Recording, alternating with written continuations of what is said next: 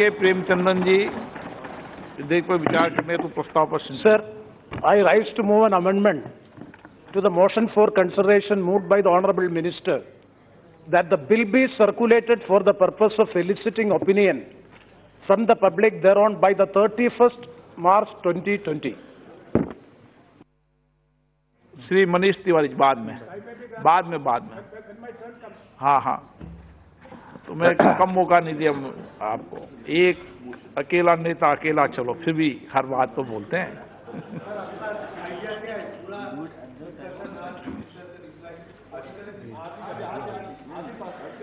जैसा सदन का विचार होगा वैसे करेंगे। मनीष तिवारी जी।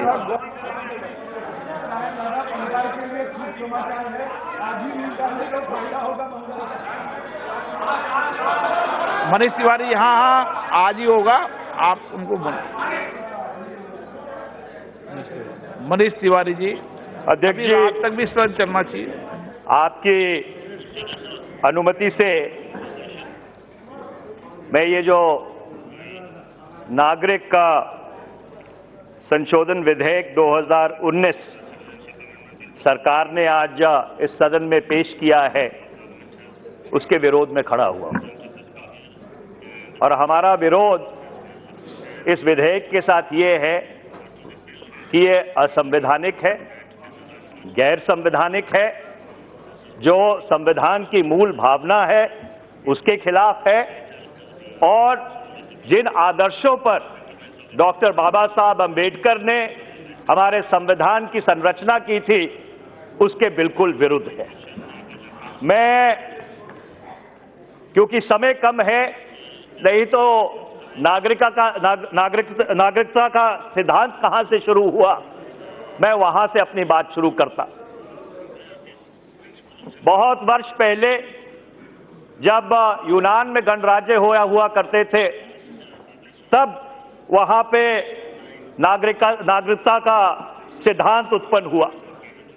उसके बाद जब 1648 में वेस्टफेलिया की संधि हुई तो ये नागरिकता का जो कॉन्सेप्ट था इसके ऊपर अमली जामा पहनाया गया। वक्त बदलता गया, जो सत्ता थी वो राजाओं के हाथ से जनता के हाथ में गई, और 1947 में जब भारत आजाद हुआ, जब अंग्रेजी साम्राज्यवादों को यहां से भगाया, तो भारत की जो संविधान सभा है उसने संविधान की संरचना के ऊपर अपनी चर्चा आरंभ की। अध्यक्ष जी, 10 अगस्त 1949 को 10 अगस्त 1949 डॉक्टर बाबा साहब अंबेडकर उस संविधान सभा में बोलते हुए उन्होंने कहा, except one other article in the draft constitution, I do not think that any other article has given the drafting committee such a headache as this particular article।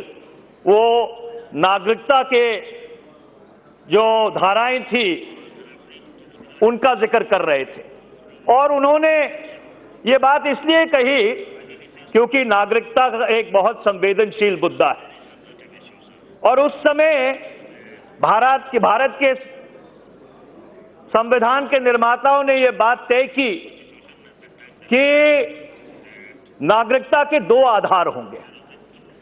पहला आधार भूगोलिक और दूसरा आधार खून के रिश्तों के ऊपर आधारित होगा। धारा 5 से लेकर 11 को भारत के संविधान में शामिल किया गया।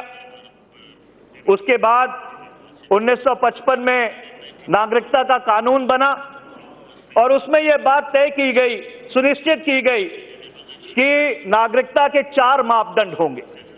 सबसे पहले जन्म, दूसरा डिसेंट, तीसरा पंजीकरण और चौथा नेचुरलाइजेशन। और उसके बाद 2019 तक उस कानून को 8 बार संशोधित किया गया। पर जितनी उत्तेजना इस संशोधन को लेकर पूरे देश में देखने को मिल रही है वो आज से पहले कभी नहीं दिखी। और उसका कारण यह है कि अध्यक्ष जी, ये जो विधेयक लाया गया है, ये धारा 14, धारा 15, धारा 21, धारा 25 और 26 जो संविधान की है उसके बिल्कुल खिलाफ है। और मैं आज सुबह गृह मंत्री जी ने धारा 14 को पढ़ा था, मैं दोबारा से एक बार पढ़ना चाहता हूं। धारा 14 क्या कहती है? Equality before law. The state shall not deny to any person equality before the law or the equal protection of the laws within the territory of India. इसका क्या माने है अध्यक्ष जी? इसका माने है कि कोई भी व्यक्ति, चाहे वो भारत का नागरिक है या नहीं, उसको भारत के कानून के सामने बराबरी की नजर से देखा जाएगा।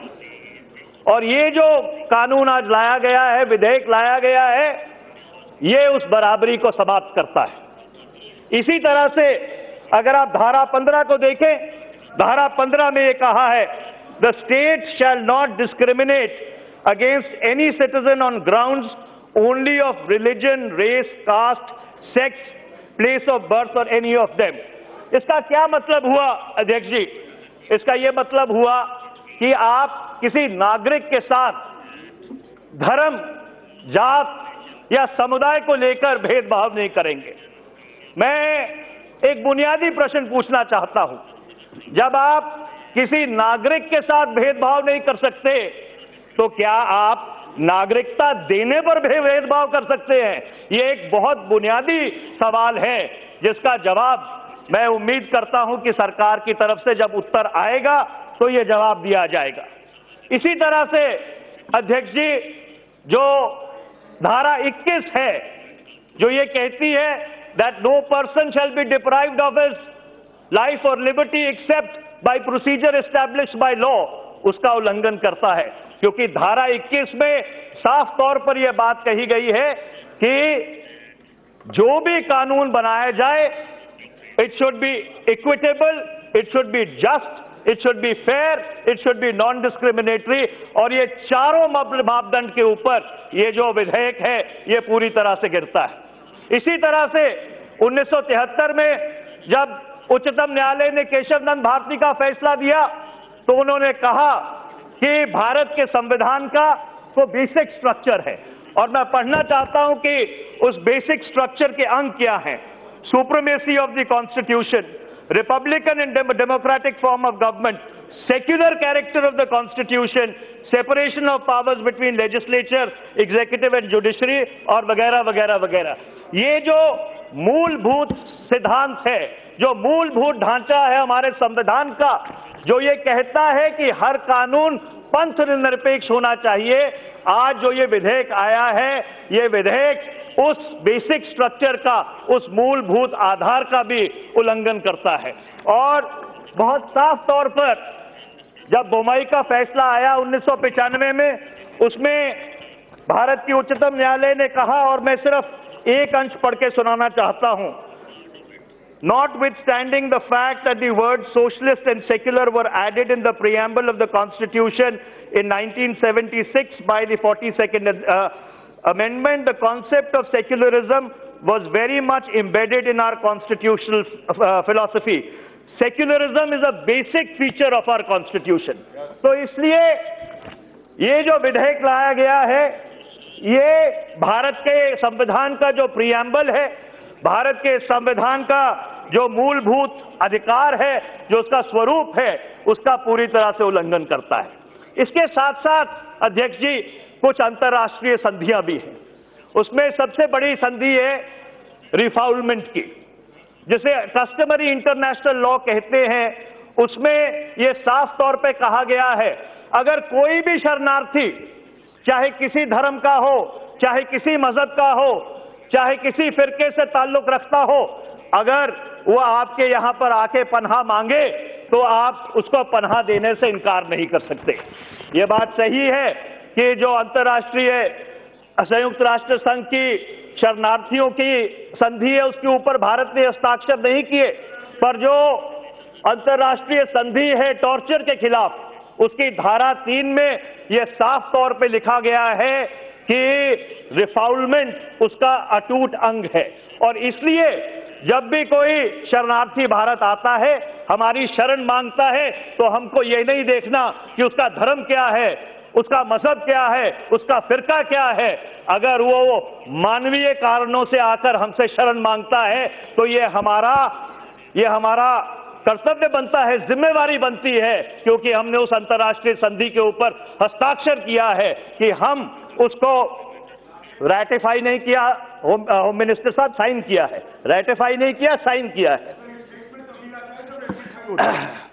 तो हमने रेटिफाइड नहीं किया है। गृह मंत्री जी, इस देश ने रेटिफाइड नहीं किया है, सदन में रिकॉर्ड क्लियर रहना चाहिए। गृह मंत्री जी, जो कस्टमरी इंटरनेशनल लॉ है उसको रैटिफाई करने की जरूरत नहीं है, क्योंकि जो इंटरनेशनल कॉवेनेंट ऑफ सिविल और पॉलिटिकल राइट्स है जिसके ऊपर आपने हस्ताक्षर किए हैं, रिफाउलमेंट उसका अटूट अंग है। तो चाहे आपने उसको रैटिफाई किया है या नहीं किया है, उसका कोई मतलब नहीं बनता, क्योंकि आपने इंटरनेशनल कॉवेनेंट ऑफ सिविल और पॉलिटिकल राइट्स को रैटिफाई किया है, जिसमें रिफाउलमेंट साफ तौर पर लिखा गया है। तो रेटिफिकेशन की प्रक्रिया क्यों रखी है? अगर रेटिफिकेशन की जरूरत नहीं है तो प्रक्रिया क्यों रखी गई है? गृह मंत्री जी, आपने इंटरनेशनल कॉवेनेंट ऑफ सिविल और पॉलिटिकल राइट्स रैटिफाई किया है कि नहीं किया है? मैं आपसे सीधा सवाल पूछना चाहता हूं। अगर किया है तो रिफाउलमेंट उसका अटूट अंग है। मैं आपको दिखा दूंगा, अध्यक्ष जी, और ये बहुत ही एक विचित्र कानून है। ये बहुत ही, मीनाक्षी जी जब आपकी बारी आएगी बोल लीजिएगा, ये एक बहुत ही विचित्र कानून है। अध्यक्ष जी, बांग्लादेश के लिए एक कानून और नेपाल और भूटान के लिए दूसरा कानून, अफगानिस्तान के लिए एक कानून, मालदीव्स के लिए दूसरा कानून, ये श्रीलंका के लिए एक और कानून। मैं ये पूछना चाहता हूं, स्टेटमेंट ऑफ ऑब्जेक्शन रीजंस में लिखा है कि जिन तीनों देशों का जिक्र किया गया है उनका जो राजधर्म है वो इस्लाम है। मैं आपसे ये पूछना चाहता हूं कि मालदीव्स का राजधर्म क्या है? क्या चैप्टर 10 आर्टिकल 10 जो मालदीव्स का संविधान है उसमें ये नहीं लिखा गया कि उनका राजधर्म इस्लाम है? तो इसलिए इस बिल में पूरी तरह से विरोधाभास है और इसको दोबारा से देखने की जरूरत है। आज गृह मंत्री जी ने यह कहा कि यह बिल धारा 14 का जो रीजनेबल क्लासिफिकेशन है उसके ऊपर खरा उतरता है। मैं अध्यक्ष जी ये बताना चाहता हूं कि रीजनेबल क्लासिफिकेशन का आधार क्या है। रीजनेबल क्लासिफिकेशन का आधार यह है कि equals cannot be treated as unequals. और इसका ये क्या मतलब है? इसका मतलब यह है कि कोई व्यक्ति जब भारत आता है तो वो शरणार्थी है, तो उसमें आप ये नहीं देख सकते कि ये शरणार्थी एक धर्म का है या दूसरे धर्म का है। जब वो शरणार्थी है तो ये आपका फर्ज बनता है कि उसको बराबरी का दर्जा दिया जाए और उसको बराबरी की नजर से देखा जाए।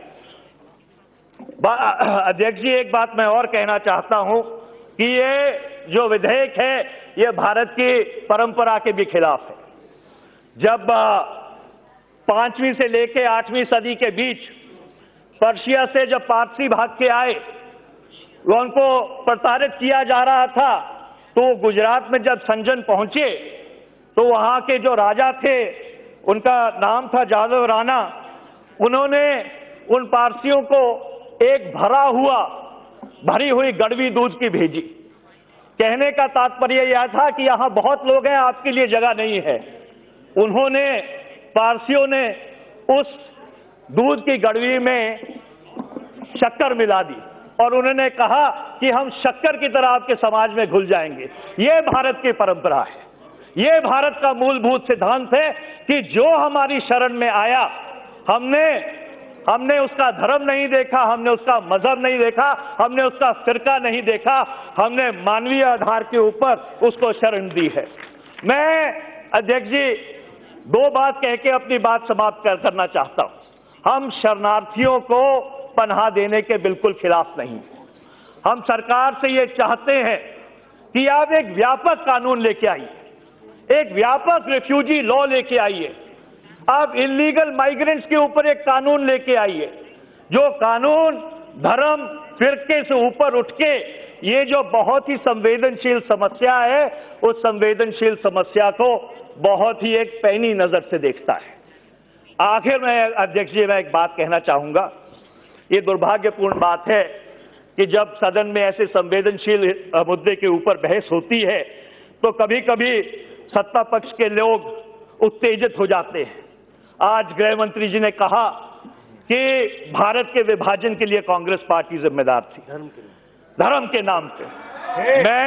मैं साफ तौर पे एक बात कहना चाहता हूं कि अगर इस देश में टू नेशन थ्योरी की किसी ने नींव रखी थी तो 1935 में अहमदाबाद में हिंदू महासभा के सेशन में सावरकर ने रखी थी, कांग्रेस पार्टी ने नहीं रखी थी। अध्यक्ष जी बैठ जाइए, जब आपका मौका आएगा बोलिए। अध्यक्ष जी, मैं आखिरी बात ये कहना चाहता हूं कि ये सत्ता पक्ष जानता है कि ये विधेयक क्यों लेके आए हैं, हम भी जानते हैं कि ये विधेयक क्यों लेके आए हैं, और ये जनता भी जानती है कि ये विधेयक क्यों लेके आए हैं। पर मैं सिर्फ सरकार को आगाह करना चाहता हूं कि इतिहास की आंखों ने वो फलक भी देखे हैं, लम्हों ने गलती की और सदियों ने सजा पाई है, और आज आप बहुत बड़ी गलती करने जा रहे हैं। और मैं इस विधेयक का पुरजोर विरोध करते हुए अपनी बात समाप्त करता हूं।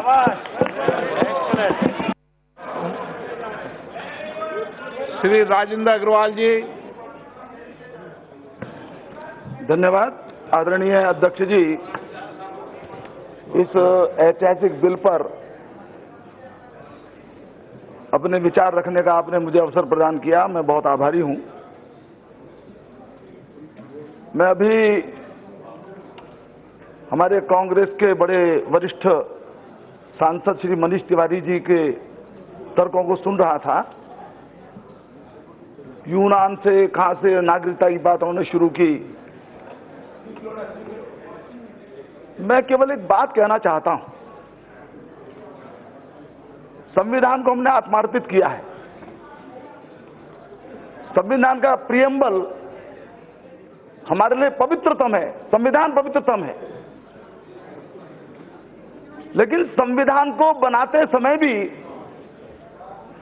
जो कुछ मानवीयता के सूत्र, जो जनकल्याण के संकल्प संविधान निर्माताओं के जेहन में रहे होंगे, शादी